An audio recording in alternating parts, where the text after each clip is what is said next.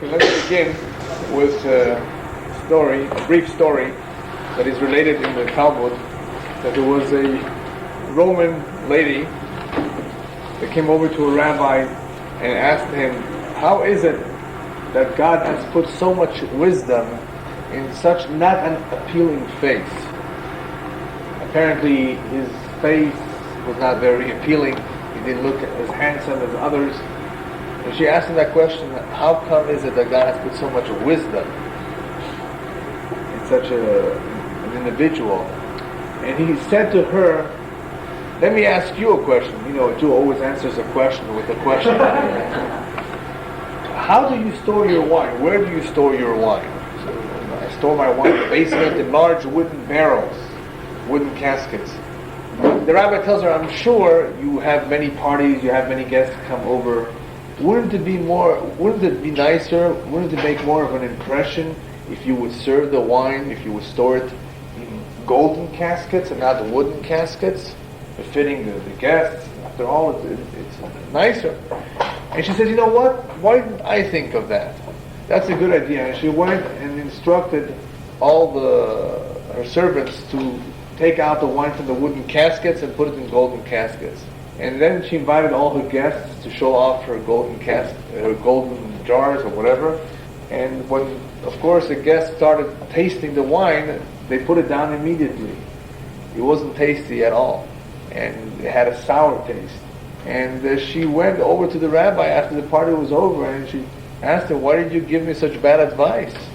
So the rabbi said to her, I wanted to teach you a lesson, that al tistakel bakankan ela b'ma sheyesh bo.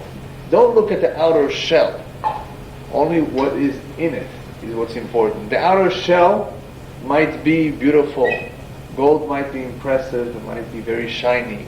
And that might mislead you to believe that what's inside is also as nice and as good.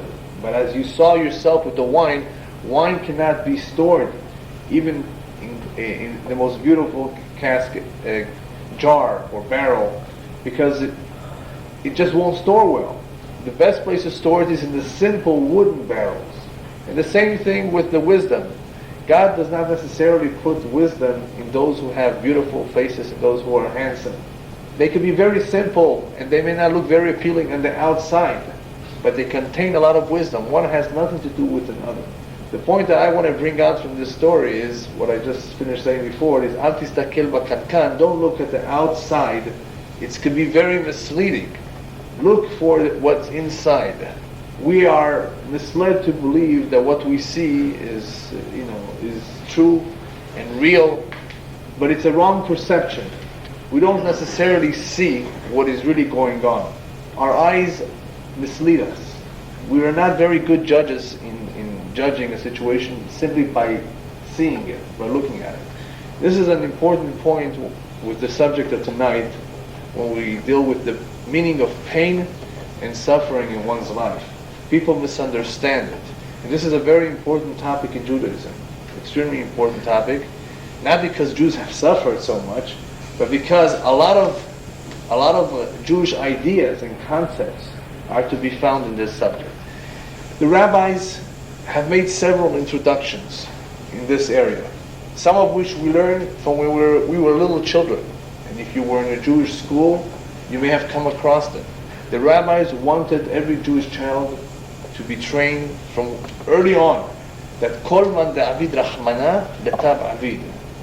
Rule number one, remember that regardless of what it is, whatever happens, everything that happens with you is for the good. All that God does is for the good. As the verse says in Necha, mipi elyon lo tetzeh ara'ot. From above, nothing bad comes down. He doesn't harm anybody. God does not do any harm unto anybody. It is the human being who harms others. It is the human being who can be bad. But from above, nothing comes down from above that is bad. Everything that he does is for the good, for some benefit. And therefore the rabbis tell us a second rule, very similar to the first one, Lo'olam yargil adam atzmo lomar gam zu letova. A person should always get used to the habit of saying whenever he goes through a terrible situation, gam zu letova, this must also be for the good. This is something that we're taught and we're trained to remember this, And even though we might be in very difficult situations, we should always remember that this must also be for the good. Nevertheless, the rabbis tell us that as much as we don't understand what goes on with us, and we're told that everything's for the good, nevertheless, what all pain and suffering have in common, and we're going to see at least 7 types tonight, but what they all have in common is en yesurim beli avon. There's no punishment, there's no pain, unless there's a little small sin involved. For those of you who can read the Hebrew, I wrote towards the bottom the word onish, means punishment. The first 3 letters of that word consist of the word avon. If there is some form of punishment, which I don't like to use because there's no true punishment, as we will see later, but if there is some sort of pain and suffering, what they all have in common, the different types of them, is that there must be some sin involved. Otherwise there is no pain and suffering. However, the rabbis tell us that despite the fact that we cannot understand all the reasons and we do not know what Hashem has in mind, nevertheless they tell us, Yefashpesh b'ma'asav. It is possible in this one area, believe it or not, to be able to figure it out. What is it that I'm going through? Why did it happen to me? In many areas you'll come across the famous verse, Anistarot Lashem Elokeinu. The hidden secrets are to God, we have no business knowing them. We will never be able to figure out what His plans are. That is true in many areas. When it comes to Yisurim, the Rambam tells in the Gemara, Adam ro'esh Yisurim ba'im alav, he sees that he's being constantly plagued by pain, by suffering. Yefashpesh b'ma'asav, he should examine his deeds. He might be able to figure it out. In other words, this is one area where you actually might be able to figure out what's going on. Why did this happen to me? However, before we begin to discuss the different types of pain and suffering, it is important to make an important distinction between something called mazal and something called gezerah. Something that we call mazal, meaning the destiny, the fate, and gezerah meaning a bad decree. After all, Jewish tradition does teach that everybody has a mazal. Everybody is born under a particular star. Everybody is destined to have some sort of destiny.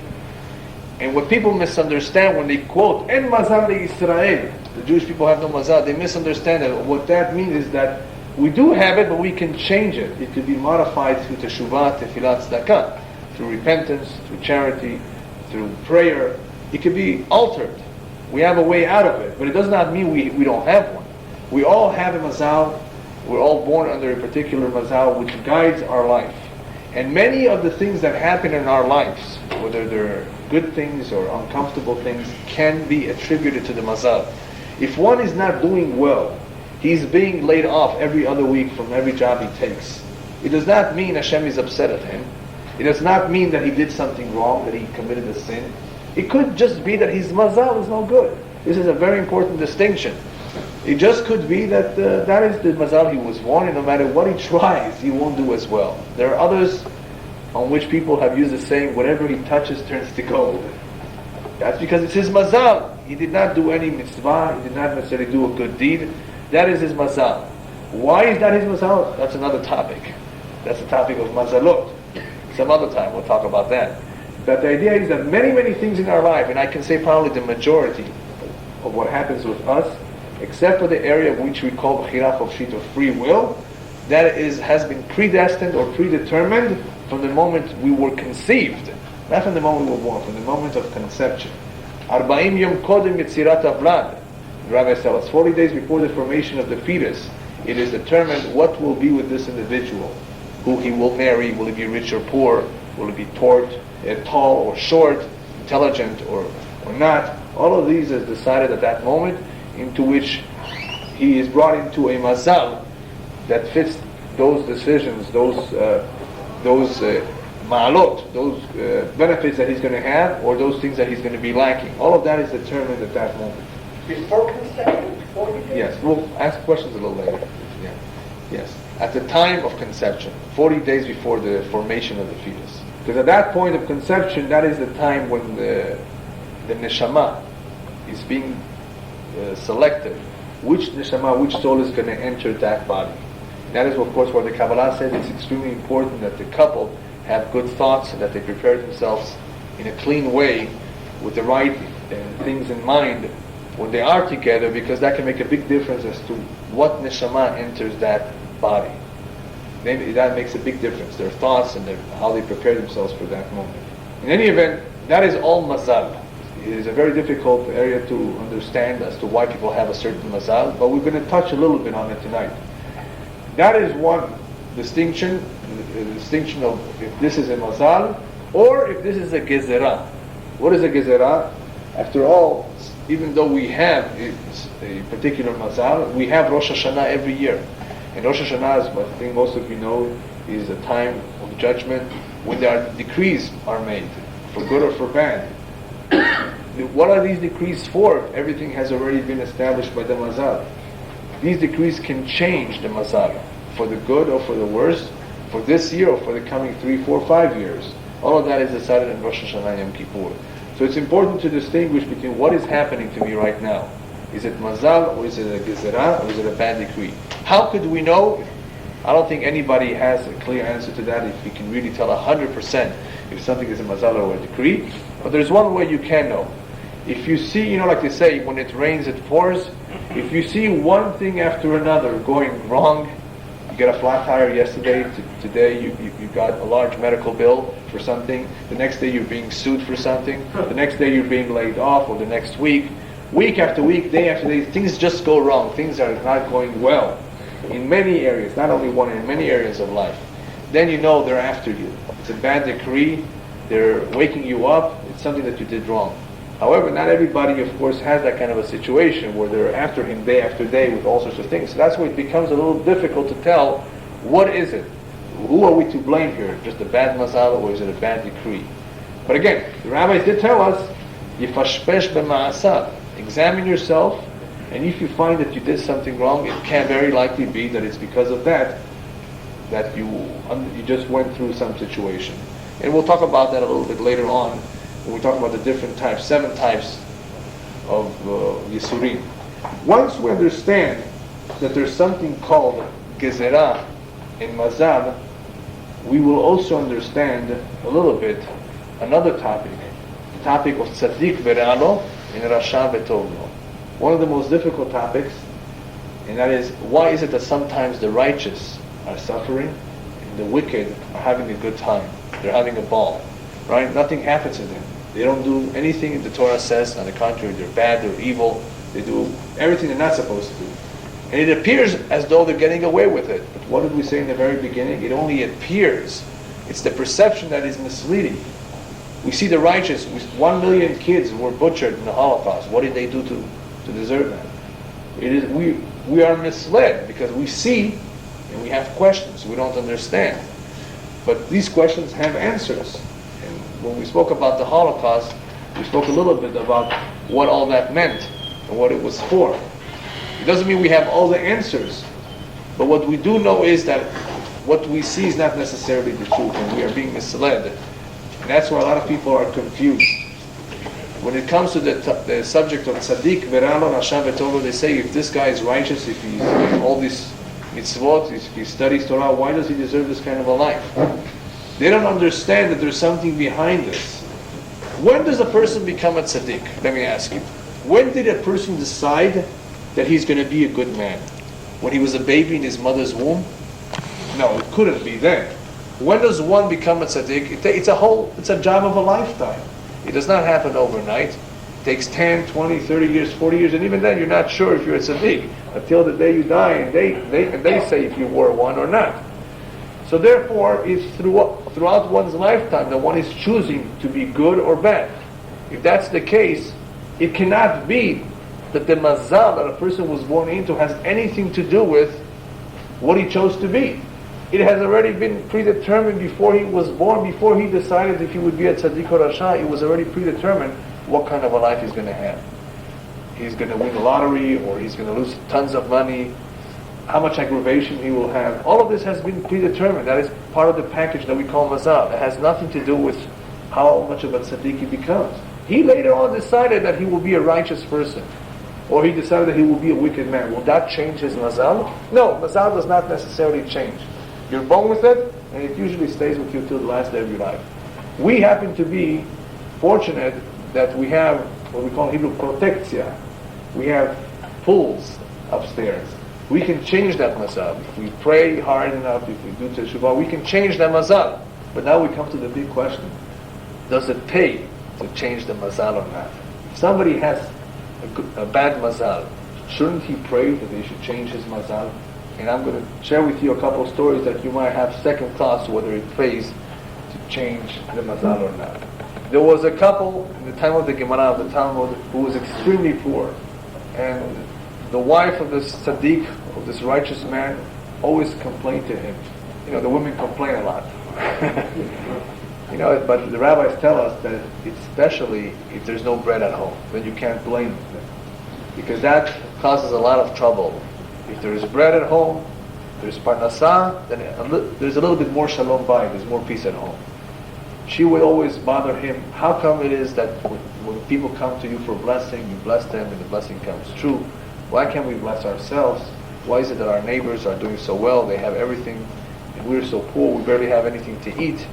And the rabbi really felt bad too. He also felt that perhaps he should pray, that Hashem should help him with his terrible mazal. That night, they both had the same dream. And what was the dream? They saw themselves in Olam Haba, in the world to come, sitting around the table with 3 legs. I'm sorry, I forgot something very important. Before they had the dream, the rabbi, as a result of praying so fervently, a golden leg came down from heaven. And of course, they were very thankful and grateful, and that was going to be enough for their life, for the rest of their life, and they would need to work hard. So that night they had a dream that they were sitting in Olam Haba. They saw themselves sitting around the table with 3 legs, whereas everybody else was sitting around the table with 4 legs. And of course, when they woke up, they felt bad. They both saw the same dream, and they both, of course, were smart enough to realize that they were taking a portion of their reward in the world to come and using it down here. In other words, of course, if you want to change your mazal, improve your mazal, that could happen, but you're taking away a little bit of what you're going to be eventually getting. Do you want to do that or not? If there is a reason why you have this mazal, it must be a good reason why Hashem wanted it so. It is okay to pray that Hashem should make it easier for you.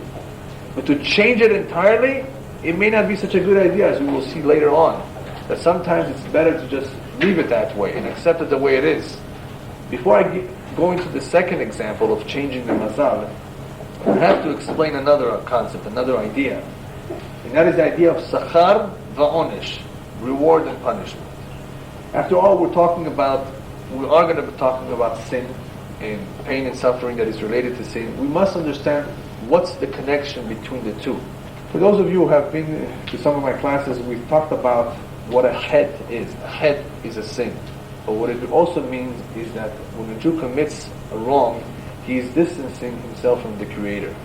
What repentance does is brings him closer. The sacrifice, along with repentance, all of that was intended as well to atone for the sin. And what atonement is to remove the stains or the blemishes that remain on the soul. And so long as the soul is blemished, it feels terrible. It has a tremendous amount of pain and embarrassment upstairs. He or she sees all its relatives when it goes upstairs. They're all clean, all waiting to receive it. And he can tell by when he goes upstairs, if they smile at him, that means they're happy with him. Or if they're sad, that means he's soiled, he's dirty, he's naked. He doesn't have any clothes to enter the world to come. And that causes a tremendous amount of pain for the neshama upstairs. As a result of that, HaKadosh Baruch Hu does not want the soul to go through this pain, and he would rather have the pain here to remove those stains while we are in this world, so upstairs when we get there, we are clean. That is the whole idea of Gehenom, by the way. Gehenom only lasts for 11 months, unless it's for the wicked. It can last for 12 months. And all it is intended to be is a hot shower, where the stains are removed. I'm simplifying it a little bit, but it's a lot more than just a hot shower. There are other ways that a sin can be atoned for, and we'll be getting to that in a moment. But one of those ways is called pain and suffering in one's life. Different types. Where is it better, here or upstairs? The Chafetz Chaim says it's a lot better here. And if people would only know how much benefit they derive from pain and suffering over here when they come upstairs, they would ask for doubles and triples. If they would only know how much benefit they have from all the pain and suffering that they receive here, because they discount it when they get upstairs. Anyway, so the the reward and punishment is an important concept, sachar va'onesh, for the following reason. Imagine if somebody murdered 23 people. Unfortunately, you know what I'm talking about. Was it 23? 25? No, 15. Whatever. How many death penalties can you give him if he would be alive? One. You can only kill him once for what he did. Right?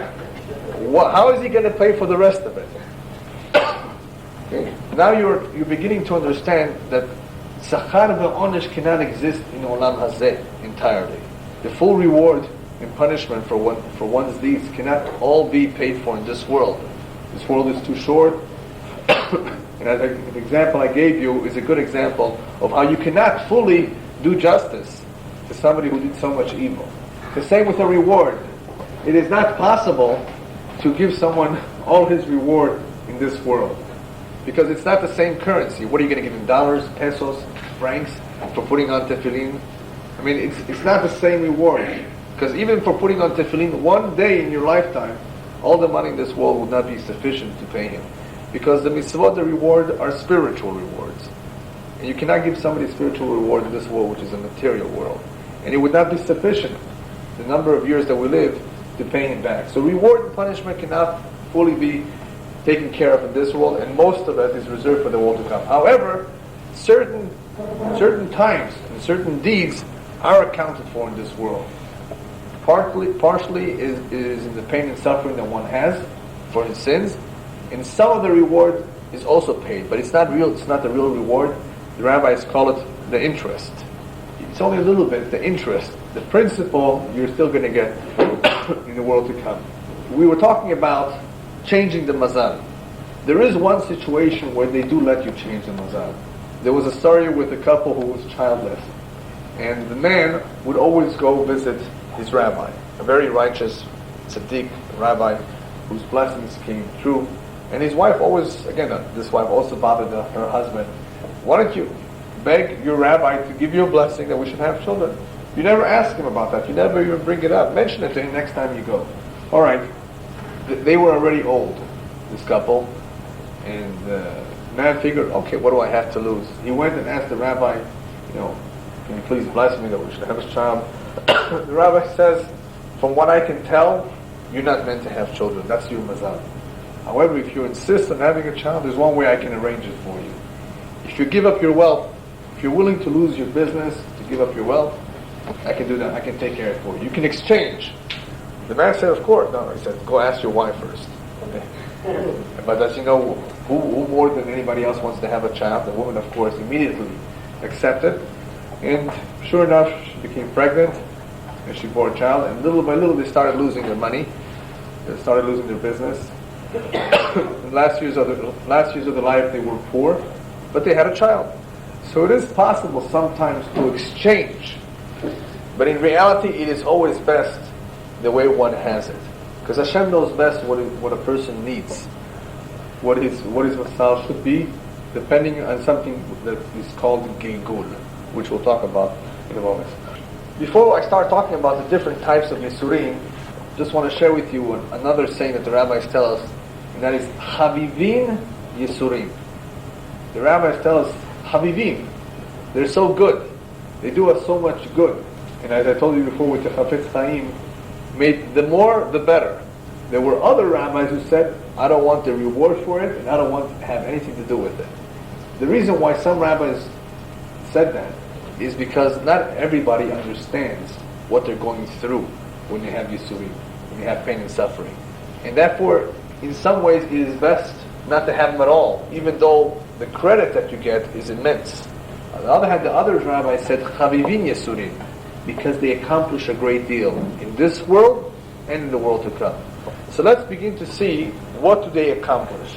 I put a list of 7 types of Yisurim over here. As you can see, the first one is Shel Ahava. Shel Ahava is out of love. There are those who are very righteous, and God gives them some pain and suffering in this world in order to increase their credit upstairs. We'll see a little bit about that a little bit further on. What does that mean? To increase their credit. They did not necessarily commit a sin, but upstairs there are different levels. Might as well give you an example since we're already mentioning it right now.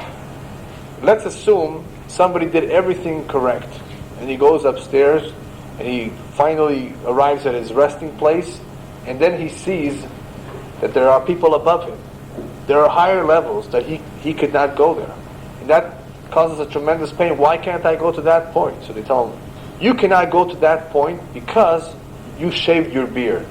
And even though shaving a beard is not a sin, but you also do not have that credit. You need that extra credit to be able to reach that level. Okay? So sometimes before a person passes away, Hashem sends him a bundle or a package of Yisurim, what we call Yisurim Shel Ahava, simply to increase his credit here in order for him to reach that higher level that he really should be able to according to his deeds. Then comes the type called Shel Kapara.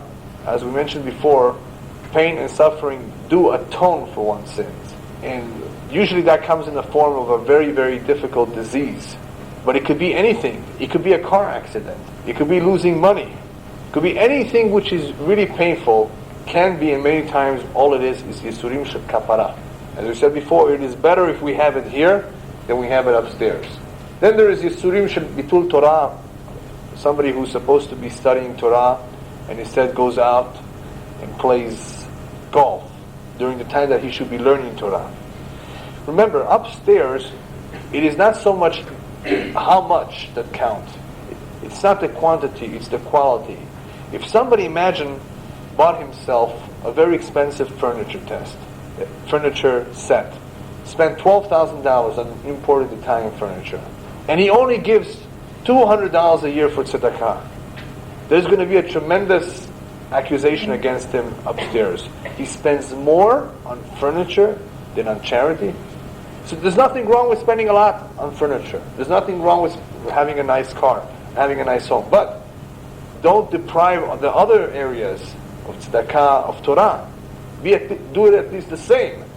If you spend half an hour reading a paper every day, you spend a half an hour listening to the radio, or whatever it might be, playing golf, then at least as much time studying Torah. Bitul Torah, therefore, is sometimes one receives whatever it might be, a trouble of some sort, as a result of him not spending enough time learning Torah. That's called Yisurim al Bitul Torah. The next one is Lifnei Kabbalah Tova. I call it a promotion. Let's say somebody is about to get married, but in some ways he's not ready yet because Hashem feels that he does not deserve it. He or she does not deserve it. They have not been behaving themselves. But they belong with each other. There is a possibility, and we'll talk about it next week, that somebody else might snatch her from this individual. She really belongs with him. She is his soulmate. But there is a possibility that somebody else might snatch her. Hashem sometimes sends Yisurim Lifnei Kabbalah Tovah before that promotion, whether that promotion is the promotion for a job, whether it means getting married, whether it means becoming president. That is a promotion. There can be Yisurim prior to that moment in order to atone for whatever sin is still there and that is accusing or holding back the individual from getting that promotion. Because a lot of people cannot find their soulmate. A lot of people have a hard time finding parnasah. As we said before, it could be the mazal, but sometimes it's not the mazal at all. It's simply Hashem is holding it back for some reason. And sometimes He therefore sends a package of Yisurim to atone.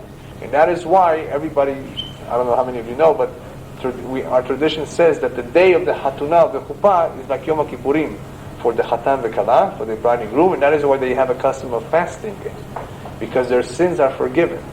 The idea of why their sins are forgiven is because up until the time one is still single, he's only half. When he gets married, he has an Ezer Kenegdo, he has a help. So they figure up until the time you're married, up until that moment, you were not as strong in being able to do battle with the Yetzer Hara, with the evil inclination. Now that you're married, now that you have a home, now that supposedly you're settled, we give you a second chance. Just like Yom Kippurim is a new chapter, a new year, a new start. So is the day of marriage, a new beginning. So the sins are atoned for. And prior to that marriage, it's possible that there will be Yisurim Shlifnei Kabbalat Tova. Because you're about to get your soulmate. You're about to get something very, very good. But it may come with strings attached. And that is sometimes why people may go through a hard time prior to getting that promotion. Then comes Yisurim Shel He'ara. He'ara means they're letting you know. They're sending you a message, a signal. And that can come in all forms. It can come in a dream. A person has a nightmare while he's asleep. That is Yisurim. He's suffering in his sleep. But it can also be while he's awake. He'ara means they're letting him know. They're not causing him any harm, but they're picking on him to let him know that it can get a lot worse than that. And I'll explain that in myself in a moment when we talk about that other example. I skipped Ova Mamash? Okay, thank you. I'll leave that for the end. Then we have Yisurin Shel Gilgul, which is very common, that because people do not accomplish everything they need to accomplish in their life, and because they may have done some things not correctly, not right, they have to come back in a reincarnation. Gilgul is the safest, in a way, it's the safest type of pain and suffering. All that is involved is having to be born again, raising a family again, going to school again, going through life, which is not easy, but it is the easiest and the safest. There are other forms of Gilgulim, and that is a person who's reincarnated temporarily in an animal, in a plant, or in an inanimate object. That is a little bit more painful. Like a stone. Right. That is a little bit more painful because you know you at that time you know who you are, and you feel terrible walking on floor because you know you're human. So it's more painful if you have a Gilgul in one of those other things. In Gilgul in another individual, nobody usually knows who they were in the previous lifetime because you forget about it. You feel comfortable, you go through life, but most of people today have been in this world many, many times. This is the way Hashem gives us the opportunity to accumulate more mitzvot and to fix that which we did not do correctly the last time, the second time around. So that's the Yisurin Shel Gilgul, and that is of course why people are born with a certain mazal. Remember what we said before? It's not always possible to know why people have a certain mazal. All we know is that is for their good. But just about everybody's mazal has something to do with the previous Gilgul. Why Hashem decided, you know what? I'm going to put you next time around in a good family. You'll have good kids, but you won't have a good livelihood. You'll be struggling through your life, but you'll have an excellent wife. She'll be very devoted. You'll have good kids, right? Other people have a different kind of package deal. They're very wealthy. They'll be fine. They'll be, doing okay, but they won't have a good family, or they won't have good friends. There's all sorts of packages. That's all a mazal, and there's a reason, a cheshbon of why a particular mazal. Now let's go to the one we skipped, Yisurin Shel Tova. Shel Tova Mamash. Everybody remember Panem? Lockerbie? Yeah. Okay, well what would you say to the following? There was a group of 10 Hasidim or more who arrived at the airport late. Their wives and kids were already on the plane, but the men came late. The men came late, and the English are very proper and cold. They said, we're sorry, but you cannot board the plane anymore. So they, of course, try their best to no avail. Well, I said, well, if we can't get on, then we want our women and kids to come. The women and kids to come out as well. We want to fly together. Oh, that's okay. We'll let the women and children come out. So they're missing a plane. Was it good? They saved their lives. Yisurim Shel Tova Mamash. Now, let me ask you, which one do you think is better? Being in a plane, the plane crashed, and you survived the crash, or missing the plane altogether? Which one is a greater miracle? Surviving the crash is a greater miracle, but it's not necessarily a better miracle. It's obviously that it's a greater miracle, but it's not a better miracle, because you have to go through the crash, the trauma. So even though Hashem protected you, Hashem saved your life, but He still let you go through it. Wouldn't it have been better that He put it into your head not to buy the ticket, or at least to miss the plane? But the person who's missing the plane, what does he think at the moment that he missed the plane, that he's stuck in traffic? He feels terrible. He's sweating. He's under pressure to be at that meeting or to be at that wedding or bar mitzvah of his sister, of the relative. At that moment, it's a Yisurim Shel Tovah Mamash. At that moment, he has Yisurim, even though at the end, he sees it with his own eyes, the benefit and the good that came out of that Yisurim. You see, we don't always see the good that comes out of the Yisurim. But in the Yisurim Shel Tovah, you usually see it and you're thankful. You say Hagomelu. You immediately thank the Almighty for the good, for the miracle. You missed the learning experience. Sure. There was another individual who says, Panam is only leaving 10 o'clock, I have time. He went to the restroom in the lobby and the door jammed on him. He couldn't get out the restroom and he missed the plane. Remember Swiss Air? The Swiss Air that crashed? Well, there was a Jew who was held up and robbed. You know what they stole from him? His ticket. He couldn't get out. He had no ticket. Was that Yisurim Shel Tovah? At first, he felt terrible. He couldn't make that flight. But in the end, it was Yisurim Shel Tovah. Now there was something else lately in the paper. Remember El Al that crashed in Amsterdam? It's all over the papers now. They're talking about it. El Al, a cargo plane, supposedly carrying flowers or something else, on the way from Amsterdam to Israel, crashed right outside Amsterdam. On that plane, there were very few people, because it's a cargo plane. But somebody was going to go for a ride. The ambassador's wife. She wanted to go to Israel so she can catch a ride on a cargo plane. There was a seat for her. It just turns out that 20 minutes before the flight, her daughter in Amsterdam gave birth. She wasn't due then. She was due a month later. She wanted to go to Israel. She had all her plans. She said, now I have to go be with my daughter. But of course, because of that, she wasn't on that plane that crashed. Remember, that daughter was not due. Not due at all then. It was a month early. War. Nobody expected it. Everything min hashamayim. As I said in the very beginning, everything that Tovah, everything is min hashamayim, everything that happens must be for some benefit. Now let's go to the other point. In trying to understand what does Yisurim do, what does the pain and suffering do, and can we fix it? Can we correct it, and can we avoid it? There's 3 types of Yisurim, as far as experiencing them. And they happen in stages. The first and the least, I don't know if it's the least expensive, but the least painful one is mammon, money, if it's a financial loss. The second, a little bit more serious, involves the goof, the body, physical body, ailments, diseases, sicknesses, whatever it might be, and I don't want to mention names of sicknesses. I think all of you know what I mean. And last but not least is the nefesh, when the person dies, loses his life. Sometimes Hashem goes through these stages, and sometimes He goes immediately to the second or third, depending on what happened. But the correct order is to go through these 3 in the following order. If the person did something, did not know about it, or maybe did know it but it was the first time, he could be experiencing a financial loss. If that does not help and Hashem is after him to try to correct him, why would Hashem be after him? Why doesn't Hashem wait until he gets upstairs and then really take care of it? You know why?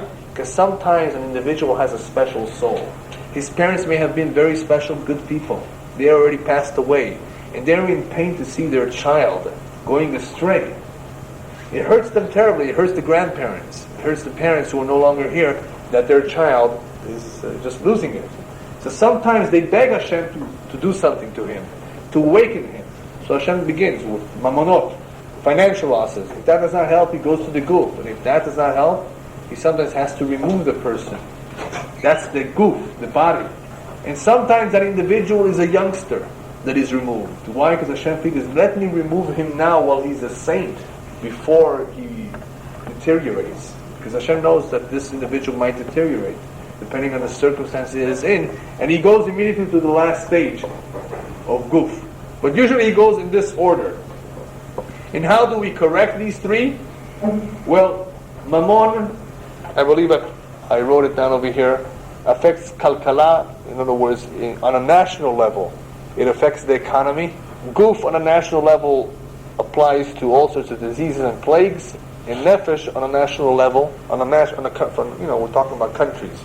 it means wars. When there's wars, it means that there's something very serious going on in that country, that war is coming to them, and many lives are being lost.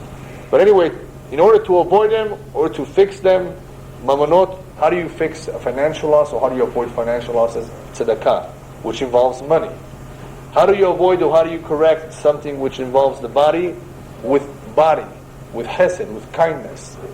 The rabbis tell us kindness is greater than charity, because charity you do with your money, and you tell the guy goodbye. I don't need to see you anymore. The body, the physical effort that you make by helping people is a lot more challenging, a lot more difficult. That is why the reward is a lot greater. Chesed, Gemilut Chasadim, takes care of or helps protect somebody from diseases. And last but not least, wars, in the danger of losing one's life, the study of Torah. The study of Torah is the one that protects one from wars and from losing one's life. And of course, if one does all three, then he's really protected. So much so that the rabbis tell us that in the end of days, when the world will be experiencing a lot of pain and suffering, what we call Cheblei Mashiach, the travails of Mashiach, if one wants to spare himself from the troubles of the last war of Gog and Magog and Cheblei Mashiach, Ya'asok b'Torah u'b'gemilut chasadim.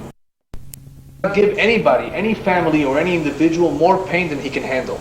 And therefore, those who commit suicide, God forbid, who are simply running away from it, and they don't, believe me, they don't run away from it, it catches up with them. They think that death is an escape, but now their misery has just begun. It is a tremendous sin to commit suicide, and it's looked down at. In Judaism, they don't bury him with the rest of the people in the cemetery. They put him in a corner. The children don't say Kaddish for him, if we know for sure that he did not regret or change his mind in the last moment. In any event, the rabbis tell us that in other words, he does not impose or put more pain and suffering on an individual than what he could take.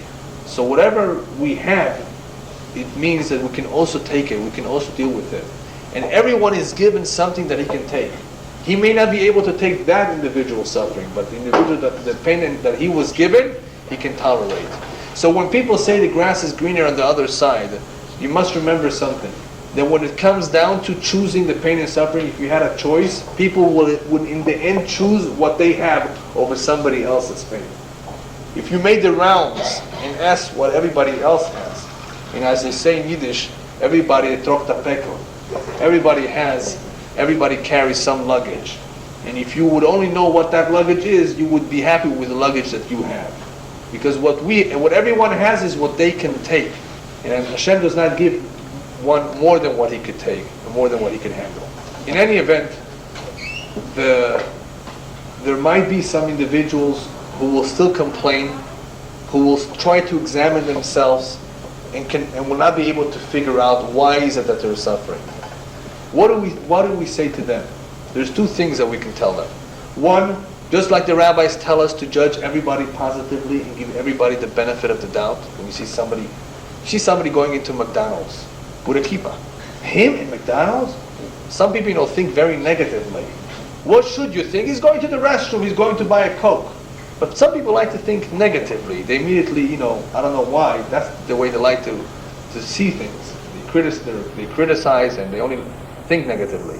Give everybody the benefit of the doubt, whether it's your friend, whether it's a stranger, especially if it's your wife or your husband. Don't immediately accuse them or think bad of them. So in the same way that we are told to give everybody the benefit of the doubt and to judge them positively, the more so that we have to give God the benefit of the doubt. That even though we don't understand what He's doing, it must be for the good.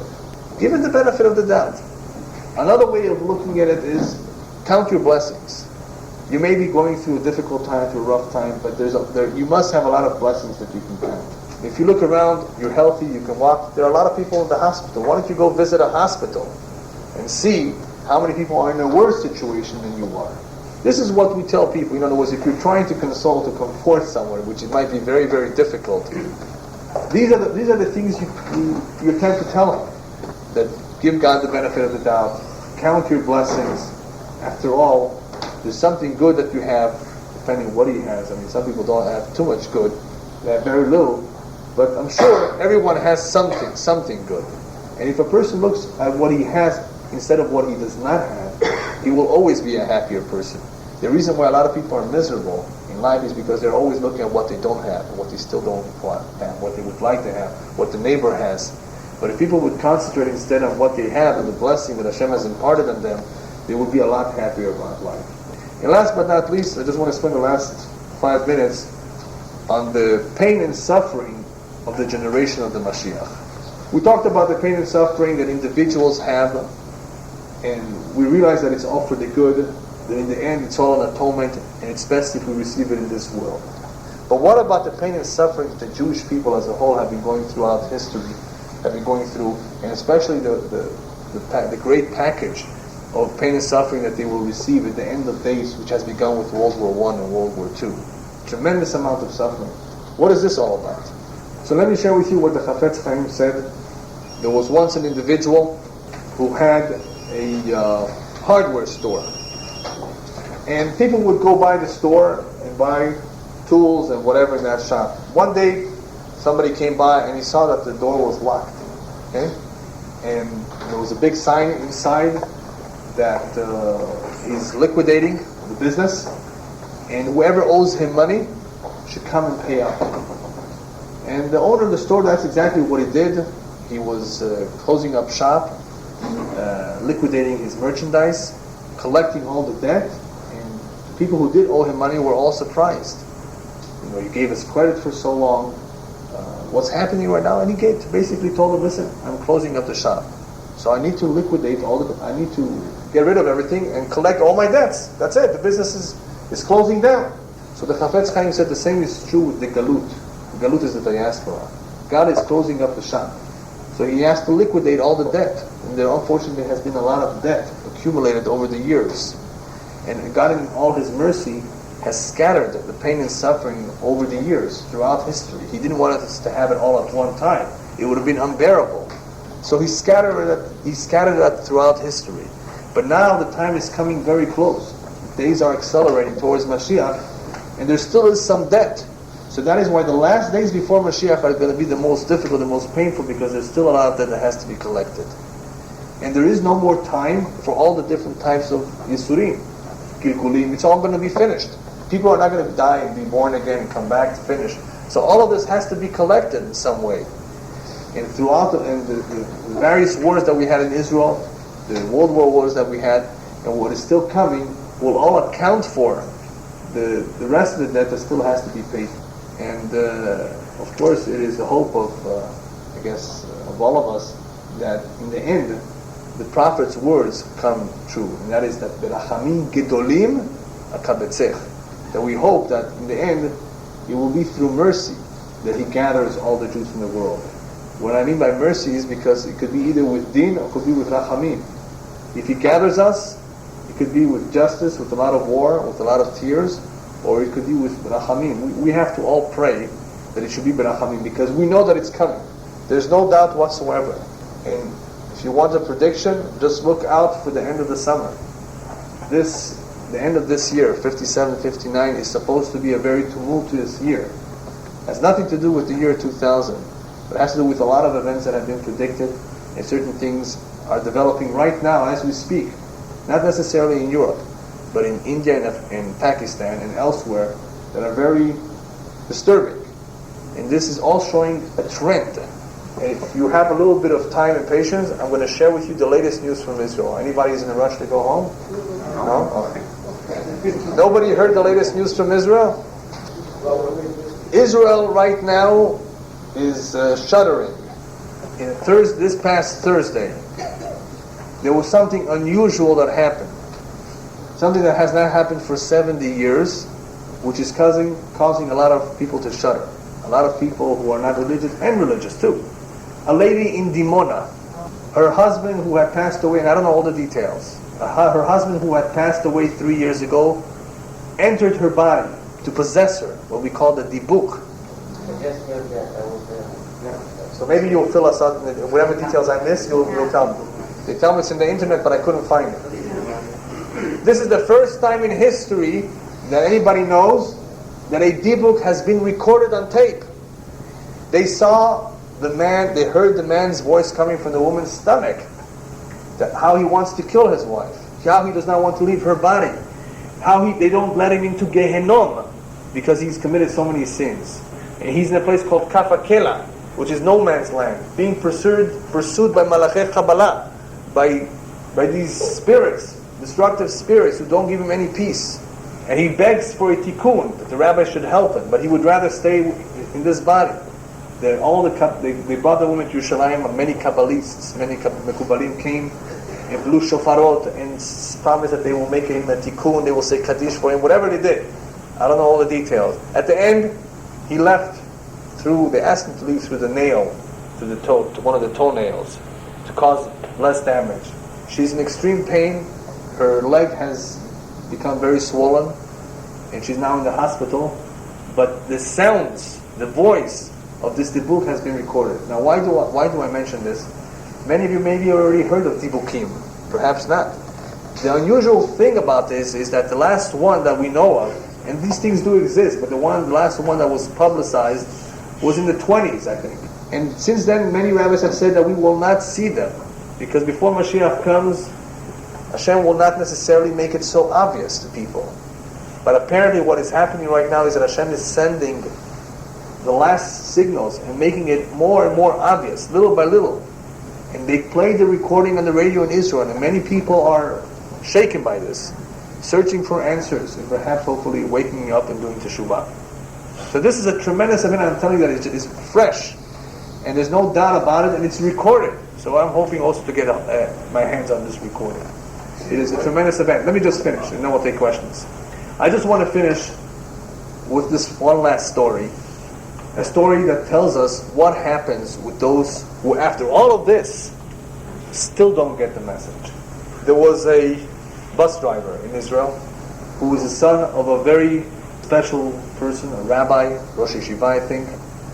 Very good family. But this young man, this particular child, went astray, became secular, did not follow the Torah and the mitzvot, and that would cause a tremendous amount of aggravation to the father, who begged others to speak with the boy to no avail. You can imagine how much pain parents have while they're alive. Nothing helped, no matter what the father did. The father passed away, and the father continued coming in the dream to the son, begging him to do teshuvah. The boy could see the father in the dream. He realized that there's something to it. The boy was still stubborn. Nothing helped. One day, as he's driving his bus, Eged I think it was, because I think it was in Yerushalayim, a lady went up the bus to the back door. You know, in Israel they go up to the back door, the front door, it's okay. Later, they pay later. Anyway, a lady went up the back door with a little girl, her daughter. And in the end, of course, when she asked to stop, she signaled the bus driver to stop. She got off also from the back. Meanwhile, the driver did not notice that this lady had a little girl with her. So as soon as she got off the bus, he reversed and ran over the child. You can imagine the scene, all the people gathering. He went out immediately to check and started tearing apart his hair and crying, "Why did this happen to me?" He didn't want to hear anything. He just says, "I want to kill myself. I want to die." And he couldn't be helped. He was going wild. He was crazy.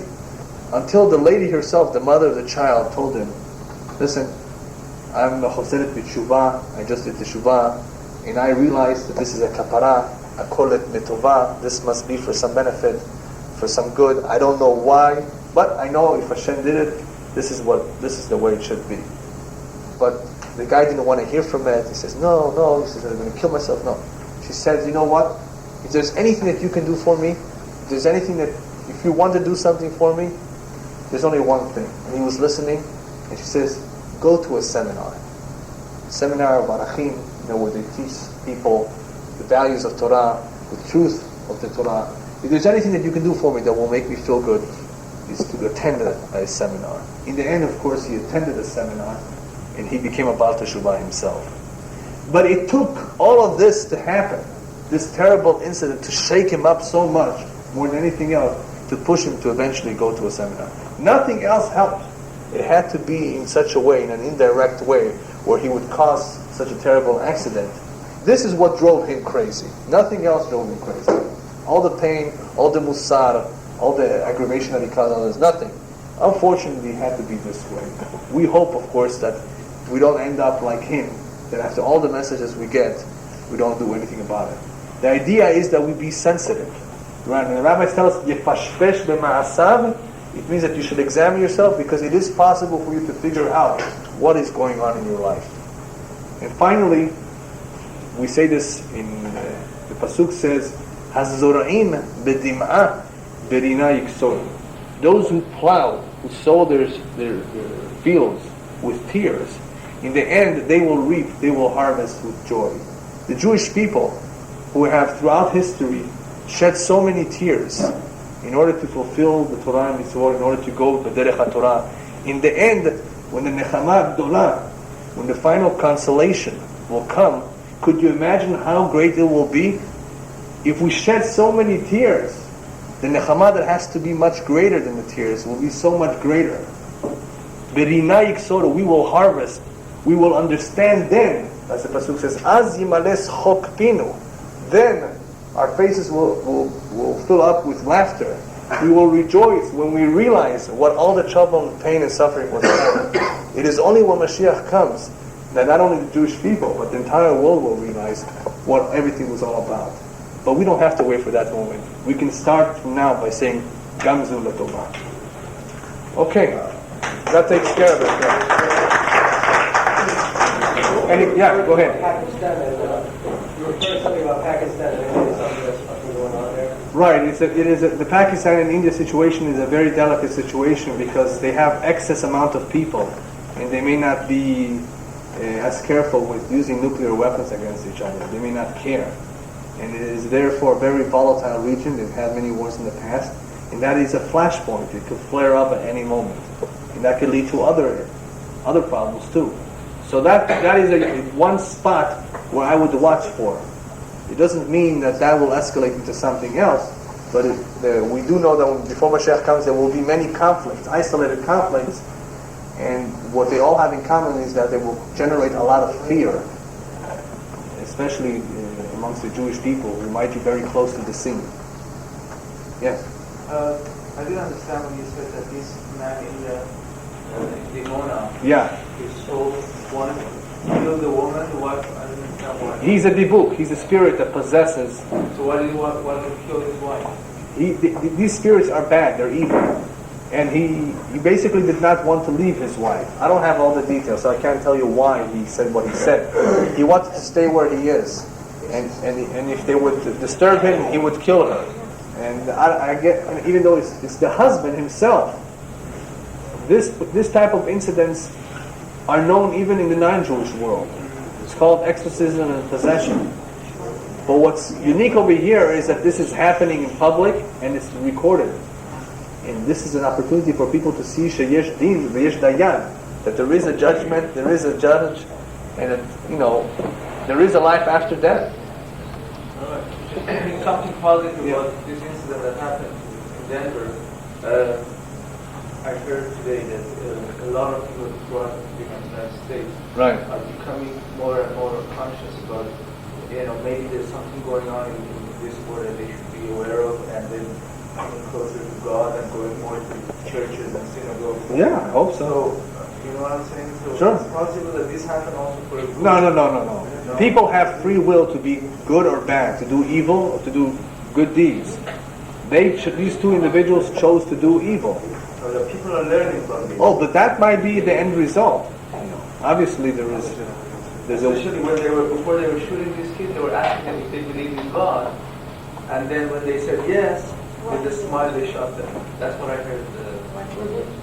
I don't know. Yeah, I just know that this country has a lot of problems.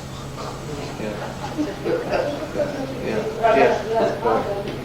I understand that when we speak about Yisurim, it means it's come from above to us. Right. We don't decide we're going to have Yisurim. Right. But in one situation, like in Yisurim Shel Tova Mamash, he described them in traffic, missing Right. the plane, and he's getting the Yisurim. But what the Yisurim has to do with his free choice at that time to get Yisurim? Because he could say, no big deal, everything is for Tova, and then he doesn't have any Yisurim. No, but he still had Yisurim. The fact that he accepted it was only mentally. mentally he calmed himself down. So of course, it's good you mentioned that because I left out another important point. And that is that when you do have Yisurim, in order for the Yisurim to do their job effectively, the rabbis tell us, make sure that you accept them be'ahava. If you accept them be'ahava, you don't say, I don't want it, I'm upset, why do I deserve this? You get double. But if you accept it be'ahava, that is when the Yisurim are the most effective. Hashem, I understand that this is for my atonement.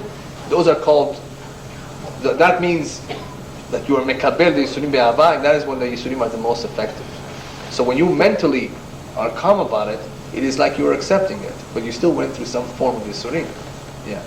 But in a way, when you accept it, be'ahava, Right. it's not as painful to you since you accept it.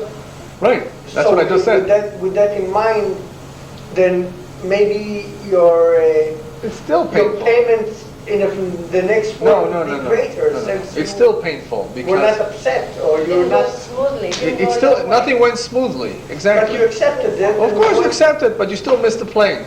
You couldn't make it to your sister's bar mitzvah, her son, to your nephew. So you missed it. You would have liked to be there, but you control yourself and you say gamzul letova. So you missed out on something, and it could be that the plane never crashed, right? So you may not see what's good over here, and when you don't see, that is even a bigger puzzle, and it's a bigger challenge for you to accept it than when you do see it.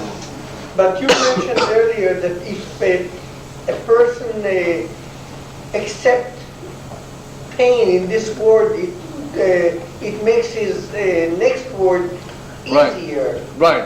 And so, if a person accepts the punishment without his whim, maybe he is expected in the next world to be paying double and triple. No, no. Is that No, because for example, I'll give you another example. According to the Kabbalah, if you fast a certain amount of times, you can also atone for certain sins. And every sin has a different number of ta'aniyot, of fasts, to atone for it. Ta'anit, a fast, is therefore a self-inflicted pain. You're depriving yourself of food and water for 24 hours or 72 hours or wherever it might be. The rabbis in the last few generations discourage us from over-fasting because they say that we are not as strong as the previous generations, and it would interrupt our lives. It would disrupt our learning, and we're better off compensating for the pain in the form of learning more Torah and giving more charity, because that is also a powerful way of atoning. It doesn't mean that you will completely atone for everything, but at least you might remove a tremendous amount from what is still waiting upstairs. So the more you have here, you're better off. But Hashem does not want to give us too much here too, because otherwise, our life would really look bad. But whatever we do have, at least we should accept it. Because in the end, no matter what the reason is, it's still going to be a kapanah, regardless of the reason. Yes? Well, Yeah. what do you say about people who has no knowledge of Hebrew, Judaism, Right. they learn Kabbalah, and they call themselves Kabbalists these days? There's a lot of con artists in the streets, and this is nothing new. It always existed. Anytime somebody takes money for teaching, you're allowed to be suspicious that his motives are not pure. If he offers his services for free, then maybe he does know something. Maybe he does have something to offer. But anytime money is involved, especially lots of money, if it's $10 or $20, that's nothing. Anytime lots of money, that should be one way that you can tell that maybe something is wrong. I'm not saying that everybody that takes money is no good. Maybe he needs the money. But I'm saying you are allowed to be suspicious. The only time that you should consult with somebody who says he's a Kabbalist or something is if he has an excellent record that other people who have been with him can attest that he knows what he's talking about. But otherwise, there's a lot of people today all over Israel and the United States that make a business out of it. They even have business cards, Kabbalist, registered, whatever, fax, phone, email, and pager. So, unfortunately, there are very few individuals who are really, really good and special that you can trust. I think basically what I'm talking about is they were those individuals which, with respect, they approach many people that they have no knowledge of Who are naive, Kabbalah right? and no background of Judaism. That's true. But nevertheless, in the past few years, you see these people completely different person, and they learn Hebrew. Could be. They become very Judaism, and they learn the way of life as the Oh, Torah sure. says. You know what they say? In order for the sheker, for lies to succeed, in order for a lie to succeed, there has to be a half-truth. There must be something that he offers. He has to sell, he has to have some merchandise, otherwise nobody would buy it from him. So I'm sure a lot of these people are able to teach something and able to give people, maybe they even have good intentions, but their real motive is not pure. The real motive is for them, not for the person. But I go with the last word, good intention. Yeah, oh, sure. Yeah, it could be. But you have to be careful because most of them are not authentic, are not real. They're interested in making money. Did you want to say the people who were died Kiddush Hashem in the Holocaust, and the people who suffered in the camps, they were special souls that could take that suffering? Were they special souls that Hashem placed in that time frame, in that time period, so they would be able to endure that? That whole generation of the Holocaust was a very special generation that, of course, sanctified God's name by dying because they were Jewish. They're on a tremendous high level upstairs, regardless of how observant they were during their lifetime. The fact that they died because they were Jewish in itself is a tremendous mitzvah and a merit. Of course, there are reasons behind why they had to go in that way. Why somebody was gassed, why somebody was electrocuted, why somebody was burnt in the stoves, why somebody was shot, why his brains were knocked out with a bat, why somebody was bitten by a dog, why somebody was drowned in cold water. People died all sorts of deaths, and the type of death itself is also according to what Hashem has had in mind. Why he should die this way, not in any other way. So the death is a kapara, is an atonement, and the type of death also is for reasons that we don't know. And of course, these individuals had to go through this experience for reasons that only Hashem knows. But of course, we know a little bit, and that is that when the Jewish people don't follow the Torah and the mitzvot, that is what happens. And that is what has happened throughout history. The only thing different about the Holocaust is that it was in recent history, and the sheer numbers, it was 6 million. And it was so brutal. But we've had many other Holocausts, just that they were smaller. So again, some of the reasons are obvious. They're written in the Torah. But the other reasons, the other explanations, and all the other details of the form of them, and the children, that is mostly unknown to us. Yes? I wanted to ask, you mentioned earlier that all the punishments that are given are normally the person that receives them is able to cope with them. Right. So what, we know people do commit suicide. What is the I told how you does before, this the happen? people who commit suicide they want to escape from it. They don't want to live with it. Right. They are able, and that brings up another point. Those who are on life support machines, don't disconnect them. Because the more pain and suffering they have, the better for them. It sounds cruel, right? But actually, if they would be able to speak to you, that is exactly what they will tell you. Leave it on. Okay? Because every breath that they have in this world, in that condition that they're in, is very helpful for their neshama. Yes? Just a little comment about the Kabbalah that someone told me one time, Rabbi Moshe Feinstein, Professor Rabbi Sure. says, I won't study it. Well, I'm sorry, can you say that again? He won't study the Kabbalah. Right. Not every individual. He's a little higher than most of the people that are studying. Not every individual is attracted to the Kabbalah. Every Jew is told to study as much as he can from the different areas and parts of the Torah, but in the end, he's supposed to concentrate his efforts on that part of the Torah which he is pulled to or attracted the most. Some are attracted to Halakha, others to Talmud, others to Midrash, others to Zohar, others to Kabbalah.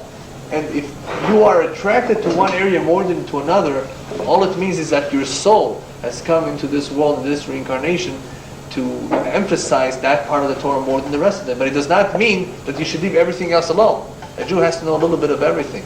but concentrate on that which you feel you can excel the most, that which you feel attracted to. So Kabbalah is the most difficult area of Torah. It's the mystical part, but it's not only mystical, it's very abstract, and very few people can handle it. And besides that, you need to be prepared. You need to be clean, your thoughts have to be clean, and you have to be stable, you have to have a good foundation, and on top of all of that, you have to have a good teacher. And we don't have too many good teachers today. So that is why what is being learned outside right now, Kabbalah, that is not real Kabbalah. That's just the principles of Kabbalah on a very simplistic level. So if a person is interested in that, that's okay. But he must remember that the meat of the Torah is the mitzvot. And that is what he should be first learning. That is where he should be concentrating most of his time and efforts in familiarizing himself so he can know how to lead a Jewish life. The Kabbalah won't help him that much with that. Anybody? Yes, go on. My question is about Galut and before Mashiach is coming for all of us here outside of Israel. I don't know how you accept the fact that you're I want to go. Jerusalem yet, because I know it's my personal conflict being from Jerusalem, but I'm here. So maybe it's in a way it's a form of maybe a small punishment for me that I'm not there. That's a different subject. The subject about leaving Israel. The rabbis tell us if you are born and raised in Israel and you've been living in Israel, you're only allowed to leave for 3 reasons. To marry, to get married if there's nobody that you can find in Israel. To study Torah because there's a good yeshiva elsewhere. Or because you're not making ends meet. You have no parnassah. You're out of a job and you try your best and mishaneh makom mishaneh mazal sometimes, and you're allowed to try your luck elsewhere. But if it's none of those 3 reasons, you're not allowed to leave Israel. Now, for those who are already here and born here, it's a different situation. Should they move there or not? It is definitely the right thing to do if you can easily adapt yourself there, meaning that you can easily find a job, and even though life will be more difficult there, perhaps more of a struggle, learning a language, change of culture, and so forth. But if you can handle it, you should definitely do it. If you see that it's very difficult, then you're not obligated to do it. But in the end, those who did live in Israel and went through the pain and struggles of living in that land will be rewarded when Mashiach comes a lot more than those who stayed in Chutz La'aretz. But those who stayed in Chutz La'aretz and made an effort to go, but they couldn't make it for some reason because they were held back in their communities for some good reason, then they will be rewarded. But those who insist on staying here because of the comforts only, and don't want to know of Israel, they will be losing out a lot when Mashiach comes. When they realize how much more reward those who have lived in Israel and gave their lives for that land will receive compared to those who just stayed in Chutz La'aretz. So anybody who lives here should at least make preparations that whenever he can, whenever the finances allow, he should move there. And hopefully that will be before he's put into a coffin. Yeah. You understood what I mean before he's put into a coffin, because people are transferred there later. Israel does not want coffins, it wants live people. No. Sometimes more expensive too. Yes. Yes.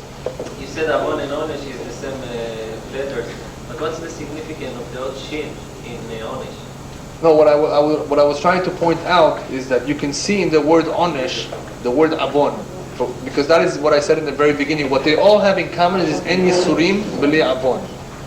That there must be something in the Yisurim that has to do with some Avon, either in this life or in a previous life, which we may not be aware of. So this is just like a remez that I circled, so you could see that there is a relationship between the two. But as we went on to explain, there are all types of Yisurim, and what they all have really in common is that they're all for a kapara, they're all letovah, they're all for our benefit.